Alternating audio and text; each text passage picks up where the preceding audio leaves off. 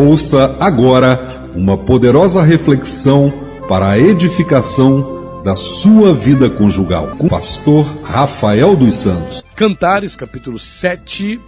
Cantares, capítulo 7.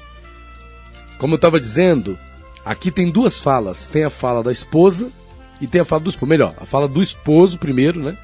Depois a fala da esposa. Hoje nós vamos dar uma analisada aqui nessa fala do esposo, tá bom? E sábado que vem a gente fala da fala da esposa. Mas veja só, Cantares 7, do 1 ao 8, diz assim: que formosos são os teus pés nos teus sapatos, ó filha do príncipe. As voltas de tuas coxas são como joias, trabalhadas por mãos de artista. O teu umbigo como uma taça redonda, aqui não falta bebida. O teu ventre como um monte de trigo cercado de lírios. Os teus dois peitos como dois filhos gêmeos da gazela. O teu pescoço como a torre de marfim. Os teus olhos como os viveiros de Resbom, junto à porta de Bate-Rabim. O teu nariz como a torre do Líbano, que olha para Damasco.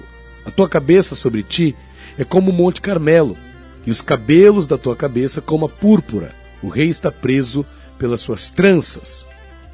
Quão formosa e quão aprazível és, ó amor, em delícias. A tua estatura é semelhante à palmeira, e os teus peitos aos cachos de uvas.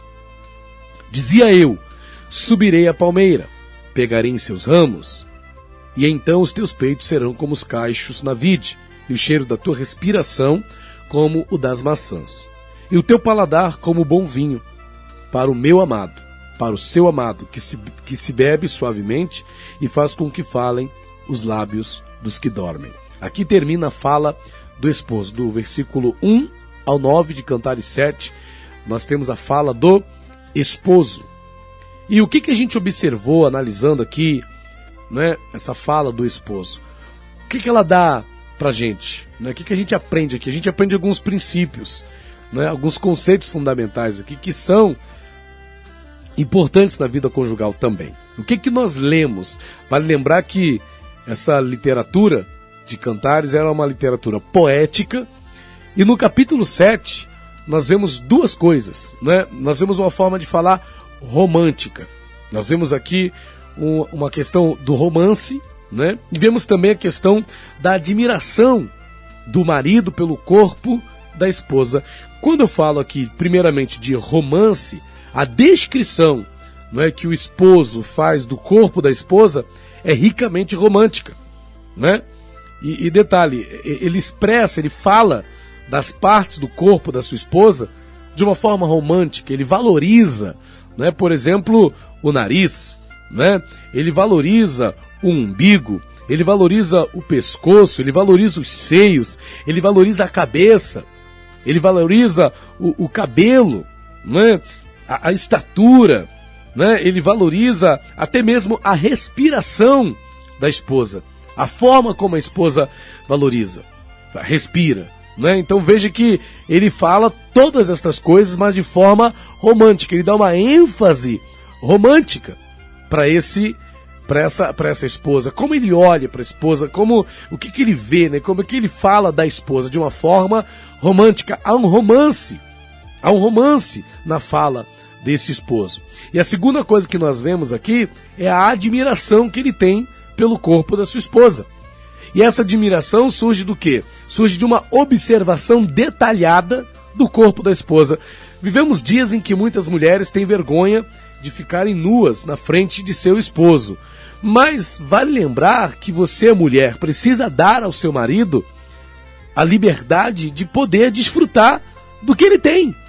Então a mulher não tem que ficar com vergonha de ficar nua, né, de ser vista nua pelo seu esposo. Não, você não tem que ter vergonha disso, né? Você tem que permitir que o seu marido tenha isso, que ele possa admirar o seu corpo. Ah, pastor, mas é que eu tenho a cicatriz da gravidez. Ah, é que eu tenho uma estriazinha aqui, outra ali. Você não tem que ter vergonha disso, porque essa é a sua história. Isso é cada marca do seu corpo conta a sua história. A história dos filhos que você deu ao seu marido, e eu acho que o seu marido, ele ama essa história. de saber que você é a mãe dos filhos dele. E quando ele olha, né, para os seus seios, quando ele olha para o seu corpo, quando ele olha para o seu pescoço, quando ele olha para o seu nariz, né, quando ele olha para as suas coxas, né, para o seu caminhar, para o seu andar, às vezes a mulher fica sem graça. Ah, marido, por que você está me olhando? Mas isso é gostoso, isso é bom, o marido ter essa admiração pelo corpo da sua esposa. E também vale a esposa ter admiração do corpo do marido, né? Agora, vale lembrar que essa admiração ela não está presa à questão física somente, né? É uma questão de história, é uma questão de parceria. Porque às vezes pode ser que o marido seja gordinho, né? Já não tem mais aquele aspecto juvenil que ele tinha, aquele corpo atlético que tinha na época do início do namoro, do relacionamento. Pode ser que a esposa também, né, com o tempo, tenha ganhado uns quilinhos aqui, outro ali. Mas essa admiração que o marido tem pelo corpo da esposa não está restrita à questão da beleza física. Não está restrita à questão dos atributos físicos. Não é? É a história. Porque dessa forma vai parecer que um marido cinquentão não vai poder mais ter admiração pelo corpo da sua esposa cinquentona. Ou que o marido sessentão não vai poder ter admiração pelo corpo da sua senhora sessentona. Ou que um senhor de 70 anos não vai poder ter admiração pelo corpo da sua esposa de 70 anos. Acredito que Abraão teve admiração pelo corpo de Sarai, mesmo Sarai já tendo 90 e ele tendo 100, porque se não tivesse isso ele não teria tido filho aos 100 anos. Então não está restrito à questão física. Agora veja só a importância, primeiro, do romance, porque esse esposo ele foi romântico ao retratar o corpo da sua esposa.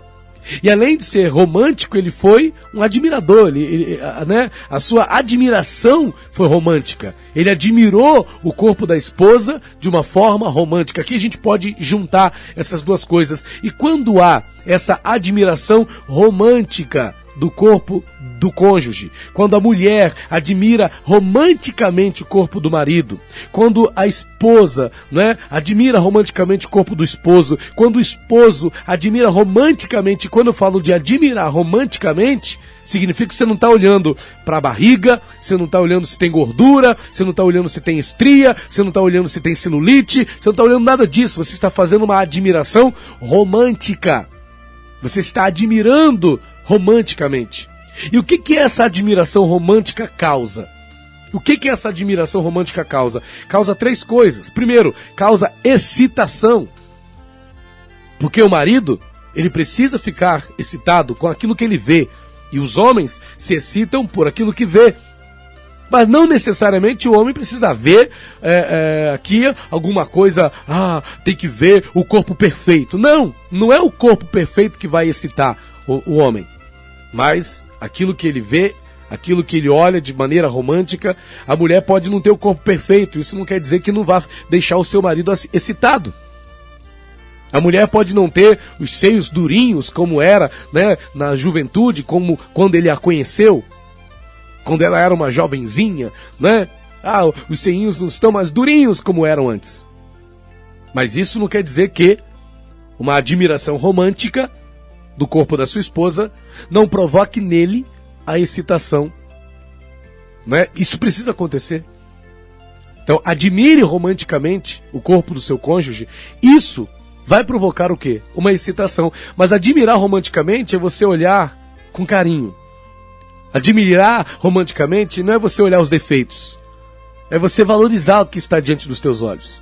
É você valorizar, né, o teu esposo, a tua esposa que está ali diante dos teus olhos. Dar valor a orelhinha dele, né, ao narizinho, né, pontudinho, né, ao jeitinho de ser dele, dela. Admirar romanticamente é isso. E isso provoca, primeiro, excitação. Segundo, essa admiração romântica do esposo pela esposa, da esposa pelo esposo, vai provocar também o quê? Um alto nível de sexualidade.